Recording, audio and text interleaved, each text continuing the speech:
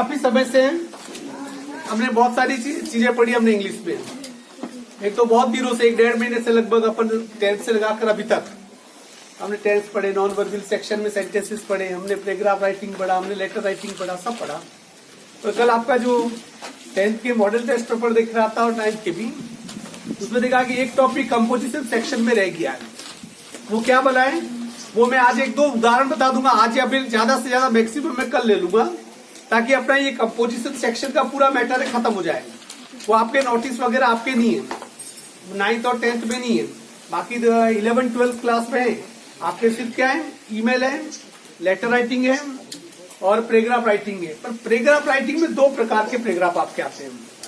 There is 2 type of paragraph, जिसे कहते हैं एक तो वर्बल और एक विजुअल। एक आएगा अथवा में आएगा, कोई भी चित्र दे देगा आपको। देखिए इस प्रकार से कोई भी चित्र दे देगा, उस चित्र को देख के वो आपको कोई मदद नहीं देगा।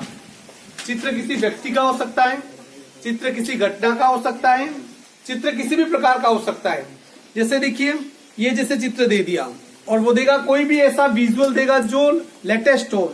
जैसे नरेंद्र मोदी दे दिया, नरेंद्र मोदी है। इधर से देखिए ये किसका दृश्य है, इधर ये किसी हॉस्पिटल का दृश्य है, किसी एक्सीडेंट का होना चाहिए। ये कौन सा दृश्य, ध्यान से देखो,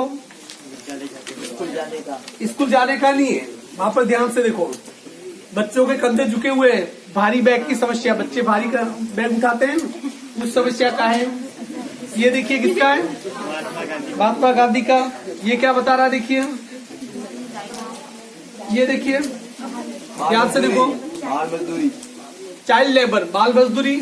चित्र को देख के पता चल रहा है। इसके अलावा देखिए इस प्रकार से भी दे देता है वो, इस टाइप से।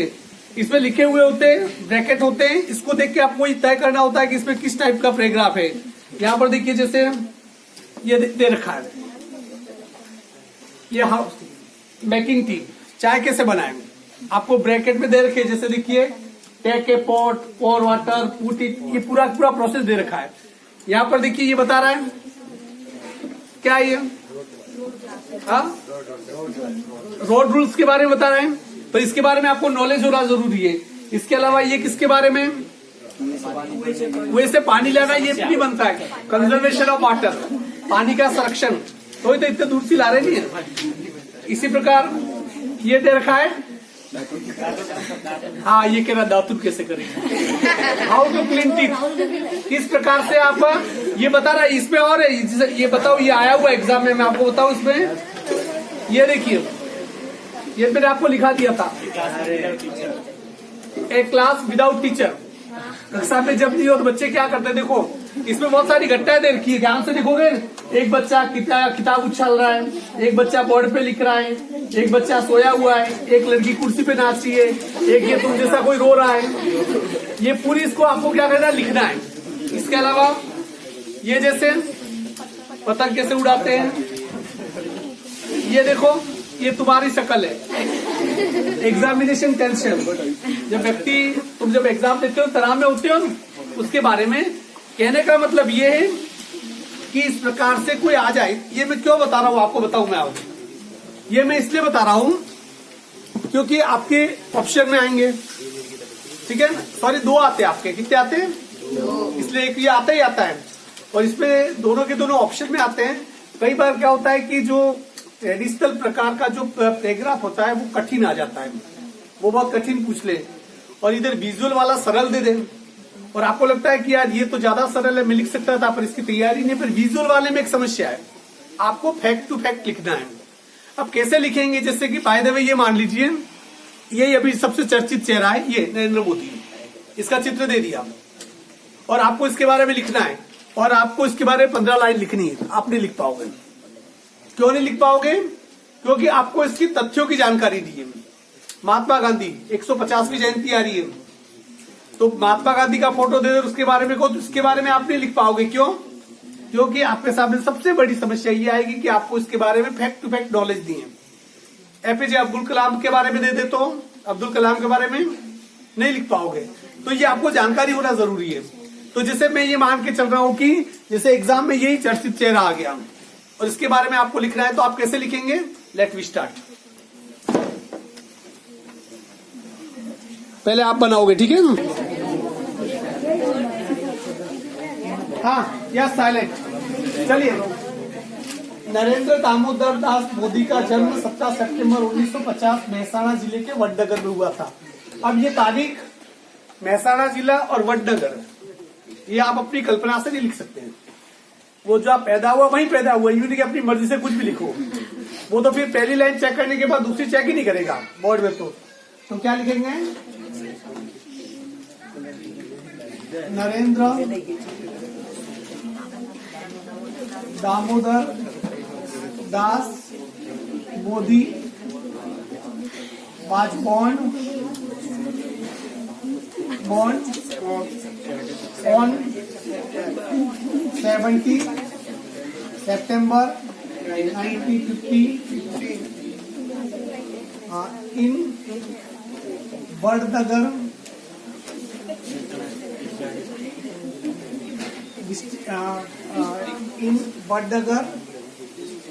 मेहसाणा डिस्ट्रिक्ट।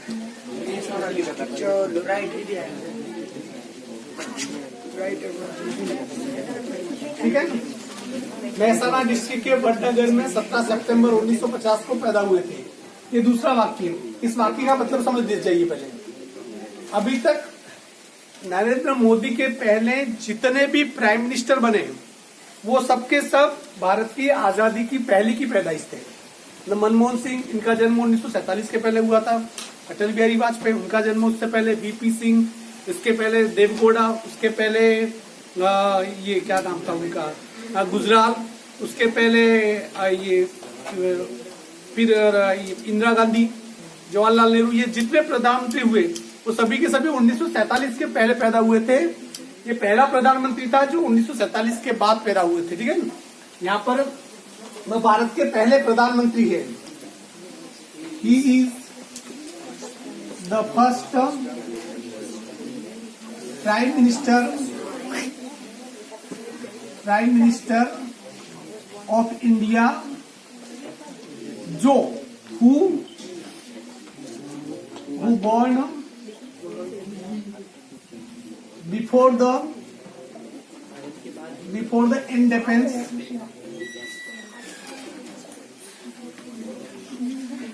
Of India. जिसने इससे बनाया वो बिल्कुल परफेक्ट बना। सॉरी, आफ्टर बात कर रहा हूँ। मोदी को 26 मई 2014 को राष्ट्रपति भवन में शपथ दिलवाई। मोदी वाज स्वर्ण, ये पांच सिंपल की पैसिव वॉइस है। स्वर्ण, हाँ,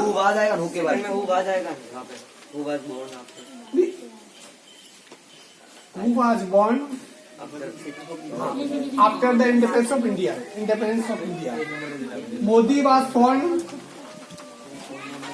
on 26 May 2014 in Rashtrapati Bhavan.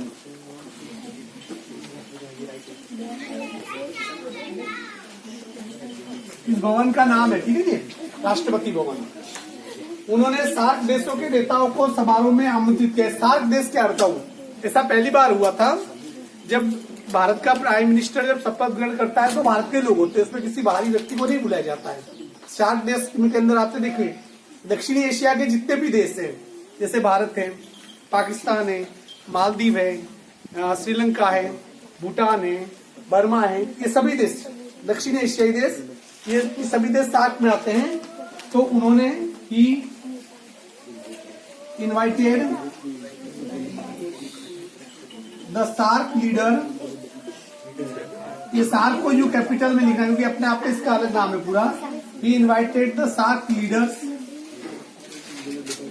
In ceremony. ठीक है, उनके पिता दामोदर दास मोदी रेलवे स्टेशन पर चाय की दुकान चलाते थे। देखिए, एक प्रकार का वाक्य मैं आपको बताना भूल गया था जब अपन सेंटेंस स्ट्रक्चर सीख रहे थे। वह जैसे कि वह शाम को खाना खाता है, ये वाक्य जैसे, इसको सिंपल कैसे बनाएंगे? He eats food in the evening, या वह शाम को खाना खाता था। He ate food in the evening. इसी वाक्य को ऐसा कहा जाए, वह शाम को खाना खाया करता था।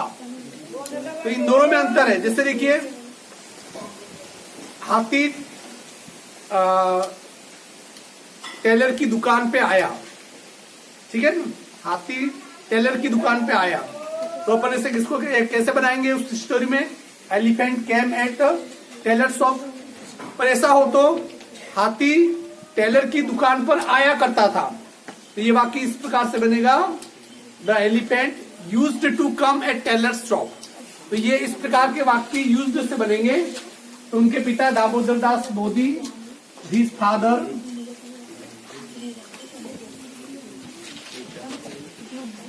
Damodar Das Modi used to run a tea stall at railway station. Railway station. Narendra Modi पिता की मदद किया करते थे, तो ये भी वैसे बनेगा, Narendra Modi used to help his father, उनके पिता की मदद करते थे। उनकी लोकप्रियता ने उन्हें भारी बहुमत से प्रधानमंत्री के पद तक पहुंचा दिया। देखो, भारी बहुमत इसे कहते हैं, इसके लिए एक शब्द है पॉलिटिकल साइंस में, लैंडस्लाइड विक्ट्री, मतलब एक तरफा जीत। क्योंकि 2014 की जो जीत हुई थी वो पूर्वानुमानों से बिल्कुल विपरीत थी। क्योंकि एक व्यक्ति जो सेंटर की राजनीति में नहीं आया था कभी, जिसने संसद की सीढ़ियों में पैर नहीं रखा था, अचानक वो व्यक्ति गुजरात से उठता है, पूरे देश में तूफान उठता है और चाय पर चर्चा करके इस देश का प्रधानमंत्री बन जाता है और एक तरफा जीत लेकर 272 का बहुमत का आंकड़ा 20 या 30 सालों के बाद कोई पार्टी प्राप्त करती है और ये प्रधानमंत्री बन जाता है। तो उनकी लोकप्रियता ने क्या होगा, इस पॉपुलरिटी क्या था वाक्य, brought him to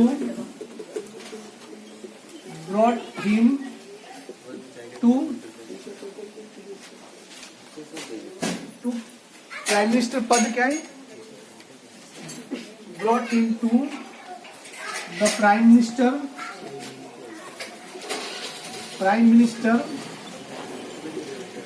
by landslide victory.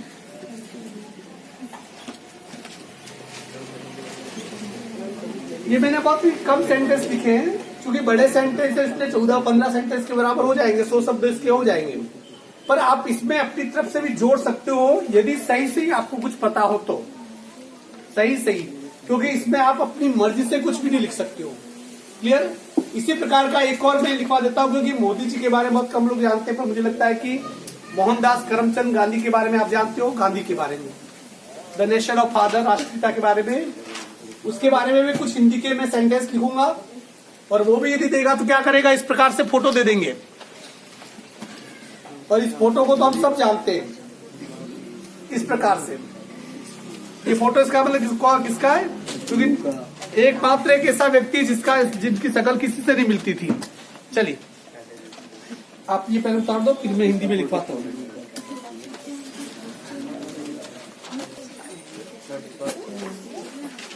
Before making this paragraph, it's very necessary for you to know about the Gandhi. अब चलो आप थोड़ी देर के लिए लिखना छोड़ दो। इस पैराग्राफ को लिखने के पहले गांधी को जानना बहुत जरूरी है, क्योंकि अक्सर हम क्या होता है कि कई बार किसी के बारे में, किसी के व्यक्तित्व और उसके कैरेक्टर को जानने के पहले उसके बारे में हम कुछ न कुछ कहना शुरू कर लेते हैं। देखिए, या तो गांधी को गाली दी जाती है, गांधी को खुदा माना जाता है। इस देश में समस्या है, या तो गांधी को ईश्वर मान लिया गया या गांधी को सिर्फ गाली दी गई। पर मेरा ये मानना है कि न तो गांधी ईश्वर थे, न गांधी गाली खाने योग्य थे। दोनों के बीच में कहीं गांधी खड़े थे। क्योंकि देखिए, मैं गांधी जी का प्रशंसक भी नहीं हूं और गांधी जी का आलोचक भी नहीं हूं। हाँ, गांधी जी ने जो अच्छा किया उसका मैं प्रशंसक हूं, और गांधी जी जो कर सकते थे और नहीं किया और जिसकी वजह से देश आज भी भुगत रहा है, उसके लिए मैं उनका आलोचक हूं। मेरी आलोचना है, क्योंकि आप लोगों ने जो इतिहास पढ़ा है वो आधा अधूरा पढ़ा है। मैं बता दूं आपका इतिहास जो किताबों में जो इतिहास है और भारत की जनरेशन एकमात्र ऐसी पीढ़ी है पूरी दुनिया में जो गलत इतिहास पढ़कर पैदा हुए, मतलब कि आगे बढ़ी है। जो सही किताबें हमें मिलनी चाहिए थी वो मिली नहीं। गांधी जी के बारे में जानना क्यों जरूरी है? देखिए, गांधी जी के योगदान को आप किसी भी तरीके से इग्नोर नहीं कर सकते हैं। देखिए, गांधी जी एक अच्छे परिवार में पैदा हुए थे, उनके पिताजी दीवान थे, इसीलिए उनकी पूरी शिक्षा इंग्लैंड में हुई थी। कहाँ हुई थी? शिक्षा इंग्लैंड में हुई थी। और जब वो इंग्लैंड में शिक्षा ग्रहण की उन्होंने, तब वो सूट बूट टाई पहना करते थे। और वहां से जब भारत लौट के आए और वहां से भारत लौटने के बाद वो साउथ अफ्रीका चले गए, दक्षिण अफ्रीका। वहां पर उन्होंने कई सालों तक वकालत की प्रैक्टिस की। और वहां पर जब उन्होंने देखा, आपको शायद पता नहीं होगा कि वहां एक ट्रेन में जब वो बैठे, काफी प्रतिष्ठित वकील थे, और जब वहां ट्रेन से बैठकर विक्टोरिया रेलवे स्टेशन है, वहां से जब वो उस जगह पर उस डिब्बे में, फर्स्ट क्लास के डिब्बे का उनके पास टिकट था, वहां बैठे, तब अंग्रेज जब उस डिब्बे में घुसे और उन्होंने कहा कि तुम यहाँ क्या कर रहे हो, what are you doing you dirty Indian. उसने कहा कि तुम यहाँ क्या कर रहे हो? फिर उसने बताया कि dogs and Indian are not allowed in first class compartment, अर्थात कि भारतीयों का और कुत्तों का प्रवेश निषेध है। पहले भारत में आज भी बहुत सारी सी चेयर बनी हुई है सार्वजनिक पार्क पे, जहां पर लिखा होता था Indian and dogs are not allowed, अर्थात कि उस कुर्सी पे सिर्फ ब्रिटिश बैठ सकता था, हम भारतीय नहीं, हमारी औकात ये थी। गांधी जी ने कहा कि मैं वकील हूं और फर्स्ट क्लास का टिकट और केस लड़ने के लिए जा रहा हूं, और उस कड़कड़ाती रात में फिर भी उन अंग्रेजों ने उठा के गांधी जी को उस विक्टोरिया रेलवे स्टेशन पे धक्का मार के प्लेटफॉर्म पे धकेल दिया, उतार दिया, उनका सामान फेंक दिया। और असली गांधी का जन्म तब हुआ जब गांधी ने सोचा कि मेरे जैसे पढ़े लिखे व्यक्ति के साथ ये हो रहा है, तो हिंदुस्तान में जो 30 करोड़ लोग रह रहे हैं उनके साथ क्या हो रहा होगा। और जब साउथ अफ्रीका में जीत कर जब वो वापस भारत लौटे, तो उन्हें सबसे पहले वो मिले गोपाल कृष्ण गोखले से। और बाद में गांधी जी ने गोपाल कृष्ण गोखले को अपना क्या कहा, राजनीतिक गुरु भी कहा। गोखले ने कहा कि इस देश में कुछ करना है तो पहले इस देश की नब्ज को समझना जरूरी है, क्योंकि गांधी जी को अच्छी तरीके से पता था कि उनके आने के पहले 50 साल पहले इस देश में गदर की क्रांति हो चुकी थी, एक महासंग्राम हो चुका था, आजादी की पहली लड़ाई 1857 की लड़ाई, जिसमें हम हार चुके थे। हमारे पास सब कुछ होने के बावजूद हम मुट्ठी भर अंग्रेजों से हार गए थे। इसलिए गांधी जी ने सोचा कि थोड़ा फील्ड वर्क कर लिया जाए। गांधी पूरे भारत में घूमे, बहुत जगह घूमे, और गांधी जी का जो डिटर्मिनेशन पावर है, उनकी इच्छा शक्ति बहुत मजबूत थी। और पूरे भारत में घूमने के बाद उन्होंने ये देखा कि किस प्रकार से लड़ाई लड़े को हम जीत सकते हैं। उन्होंने देखा कि भारत की जो आत्मा है वो मर चुकी है, हमारा जमीन है वो क्या हो चुका है, मर चुका है, और प्रोटेस्ट करने की हमारी ताकत है वो खत्म हो चुकी है। मैंने आपको पहले भी कहा था कि किसी को एक थप्पड़ मारना बहुत मुश्किल होता है, आसान होता है किसी का थप्पड़ खा लेना। तो गांधी जी ने दूसरा रास्ता चुना, थप्पड़ मारने की हिम्मत हमारे अंदर नहीं है, पर थप्पड़ खाने की हिम्मत हमारे अंदर है। तब उन्होंने सत्य और अहिंसा, ट्रूथ एंड नॉन वायलेंस, अहिंसा का रास्ता अपनाया कि अंग्रेज हमारे साथ कितना भी बुरा क्यों नहीं कर लें, वो हम पे लाठी चार्ज करते रहे, वो मारते रहे, हम मार खाते रहेंगे, उनकी या तो मारते मारते उनके हाथ थक जाएंगे, या गोली मारते मारते उनकी गोलियां खत्म हो जाएगी, पर हम आगे बढ़ते रहेंगे। तो एक न एक दिन ऐसा आएगा अंग्रेज पसीजेंगे, मतलब उन्हें दया आएगी। और वही हुआ। 1947 तक आते आते हम लगभग आजाद हो गए। गांधी का ये योगदान बहुत बढ़िया था, मैं मानू। कई बार वो जेल में गए, कई बार उन्होंने आमरण अनशन किया, कई बार क्या किया, आमरण अनशन किया। पर वहां तक आते आते गांधी जी के जीवन की सबसे बड़ी भूल ये हुई कि गांधी जी के होते हुए इस देश का विभाजन हो गया। ये अपने आप में बहुत बड़ी त्रासदी थी, क्योंकि ठीक अफगानिस्तान से लगाकर बर्मा तक हमारी सीमाएं थी, और हिंदू मुसलमान सिख ईसाई इस देश में बहुत आराम से रह रहे थे। और गांधी जी, अब चूंकि गांधी जी ने बाद में कहा, मैं अभी किताब पढ़ भी रहा हूं, और हिंदुस्तान बढ़ गया किताब का नाम है, उसमें काफी कुछ तो पढ़ चुका हूं। उसमें स्पष्ट कहा है, गांधी जी ने कहा कि गांधी जी का कोटेशन है कि इस देश का विभाजन मेरी लाश में हो सकता है, उसके पहले नहीं। पर गांधी जी ने बाद में कहा कि मैं थक गया हूं, मैं बूढ़ा हो गया, और पूरी जो नेताओं की पूरी पीढ़ी थी जो आजादी का संघर्ष करते करते लगभग बूढ़ी हो चुकी थी, और वे शायद अब इतनी ताकत नहीं बची थी कि वो भारत और पाकिस्तान के विभाजन को रोक सके। पर मेरा मानना है कि गांधी जी की सबसे बड़ी गलती वही थी कि इस भारत में वो मात्र एक शख्सियत था जो इस देश के विभाजन को रोक सकता था। यदि गांधी जी हट पे उतर जाते, गांधी जी छोटी छोटी समस्या के लिए जब आमरण अनशन पे बैठ जाते थे तो ब्रिटिश सरकार की चूल्हे हिल जाती थी। जो इंग्लैंड का जो महारानी थी उसका सिंहासन डगमगा जाता था। तो गांधी जी के साथ पूरे देश की ताकत मिली हुई थी। तो गांधी जी इस विभाजन को रोकने के लिए आखिर क्या वजह थी कि उन्होंने आमरण अनशन नहीं किया, वो रोक सकते थे। पहली गलती इसके लिए गांधी जी को मैंने कभी माफ नहीं किया। दूसरी सबसे बड़ी गलती थी कि इस देश में धर्म के आधार पर बंटवारा हो गया, क्योंकि मुस्लिम लीग ने पाकिस्तान मांग लिया मुसलमानों के लिए, उसे इस्लामिक कंट्री घोषित कर दिया। और भारत जो देश था उस भारत को, और भारत के टुकड़े किसे किए गए, उस साइड वाला टुकड़ा पाकिस्तान, पूर्वी पाकिस्तान, भारत के बीच में एक टुकड़ा रह गया था बांग्लादेश, जिसे पश्चिमी पाकिस्तान कहा गया, अर्थात कि दोनों इससे अलग अलग हो गए।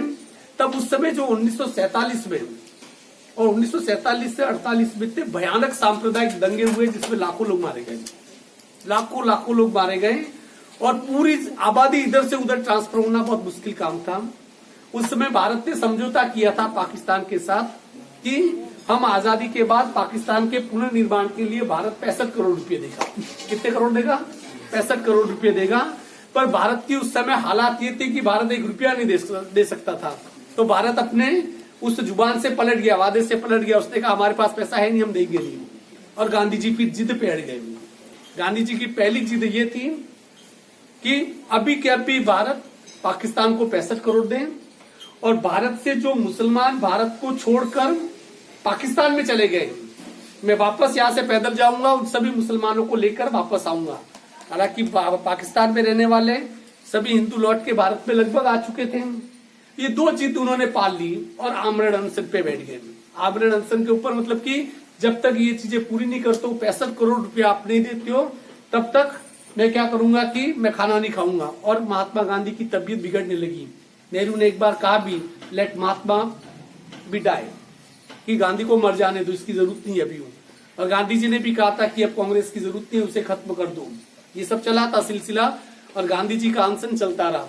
और अंततः वल्लभ भाई पटेल, नेहरू, इनको झुकना पड़ा गांधी जी के सामने। और उन विकट हालातों में हमें 65 करोड़ रुपया, उस समय 65 करोड़ बहुत बड़ी रकम थी, वो किसे देनी पड़ी? पाकिस्तान को देनी पड़ी। और जब पूरा प्रोसेस चल रहा था तब पुणे में एक ब्राह्मण था जिसका नाम था नाथुराम गोडसे। वो बहुत ही बड़ा राष्ट्रभक्त था, और उसके मन में ये ख्याल पनपने लगा कि ये गांधी कुछ साल और जी गया तो काफी कुछ ये कर भी लेगा। और उसके बाद उन्होंने क्या किया कि नाथुराम गोडसे ने, पहले उसे मारने वाला था उसका बड़ा भाई गोपाल गोडसे। प्रैक्टिस के दौरान गोपाल गोडसे का निशाना जब लगा नहीं तो ये काम सौंपा गया नाथुराम गोडसे ने। और नाथुराम गोडसे ने 3 गोलियां महात्मा गांधी को मारी, और कुछ ही सेकंडों में गांधी की मृत्यु हो गई बिरला भवन में, दिल्ली में। अब नाथुराम गोडसे वहां से भागा ही नहीं था उसने सरेंडर कर दिया।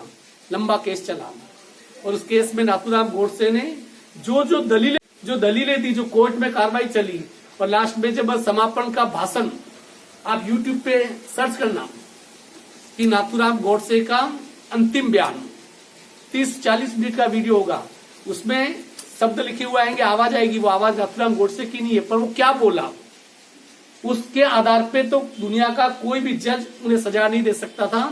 परंतु चूंकि जज को ये था कि राष्ट्रपिता की हत्या के बाद भी उसे हम फांसी पे नहीं लटका सके, तो फिर कोई भी किसी की हत्या कर सकता है। और नाथुराम गोडसे को गोली मार अपने फांसी पे चढ़ा दिया गया। नाथुराम गोडसे मरने के पहले उन्होंने अपनी वसीयत में लिख के गए हो कि मुझे तब तक, मेरी अर्थियों को तब तक गंगा नदी या हिमालय पर विसर्जित नहीं किया जाए, मेरी राख को तब तक विसर्जित नहीं किया जाए जब तक कि ये देश वापस अखंड राष्ट्र नहीं बन जाए, अर्थात कि हमारी सीमाएं वापस अफगानिस्तान तक नहीं मिल जाए, तब तक मेरी अस्थि और राख का विसर्जन नहीं किया जाए। आज भी उनकी वो अर्थियां उनके पुराने घर में, पुणे के एक घर में आज भी वो अर्थियां और अस्थियां राख संभाल कर रखी हुई है। और वो कलश इस बात का इंतजार कर रहा है कि ये देश वापस, भारत वापस क्या बन जाए, पूरा अखंड, जिससे पहले था ना, आज से 200 साल पहले, उतना बन जाए। सब भारत, पाकिस्तान, बांग्लादेश सब मिलके एक देश बन जाए। उसी दिन उनकी राख का विसर्जन होगा। और मुझे नहीं लगता है कि अब कभी वो दिन आएगा कलश के अंदर राख वैसी पड़ी की पड़ी रह जाएगी। That was the Gandhi, that was the Nathuram Godse, and this is the history. ये किसी किताब में आपको नहीं मिलेगी, कि उन किताबों में ऐसी चीजें कभी पढ़ाई भी नहीं की है। गांधी जी अच्छे भी थे, कुछ गलतियां ऐसी थी, कुछ ही गलतियां, मैं गलतियां नहीं मानता हूं, हो सके उनकी मजबूरी रही हो, पर गांधी जैसा आदमी वक्त को जब बदल सकता था तो इतिहास को वो बहुत आराम से बदल सकते थे। और इसके लिए भारत, मेरे जैसा कोई भी युवा कम से कम गांधी को कभी भी माफ नहीं कर पाएगा, पर उन्होंने जो किया इस देश की आजादी के लिए, उसके लिए भी वो हमेशा याद आते रहेंगे। That is the Gandhi. उसके बारे में अब 4 लाइनें अपन लिख देते। चलिए, गांधी जी को राष्ट्रपिता कहा जाता है। Gandhi ji is called the nation of father,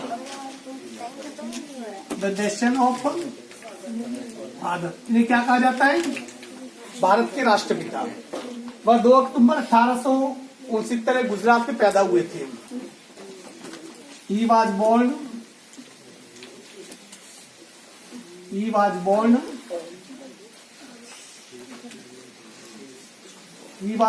in Gujarat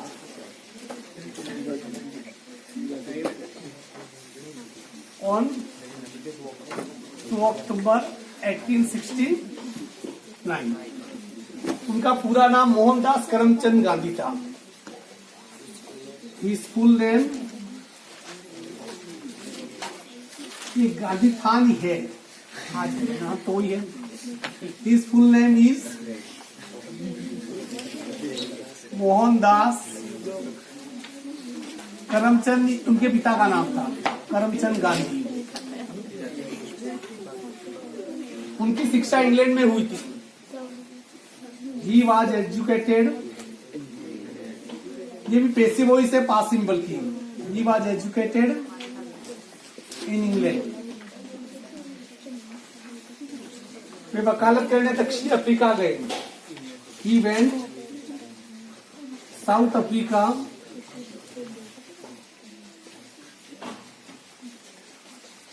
practice of lawyer.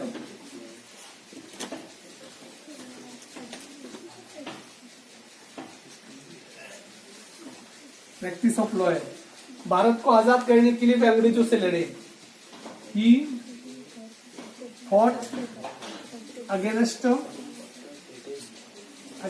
British to make India free, to make India। उनका आंदोलन सत्य और अहिंसा पे आधारित था। His movement, आंदोलन को क्या कहते हैं? His movement was based on truth and truth का मतलब सत्य, अहिंसा को नॉन वायलेंस, अहिंसा। उन्हें कई बार जेल भेजा गया, ये भी पैसे हुई से। He was sent jail many times, sent to jail many times। अंततः 15 अगस्त 1947 को भारत आजाद हुआ। अंततः मतलब finally India got freedom on 15 अगस्त 1947। 30 जनवरी 1948 में नाथूराम गोडसे द्वारा उनकी हत्या कर दी गई। He was shot dead by Nathuram Godse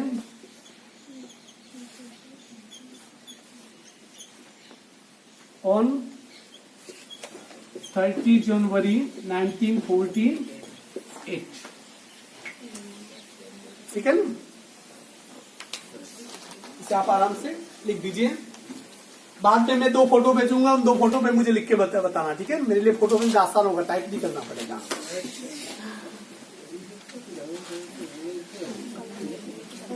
रुको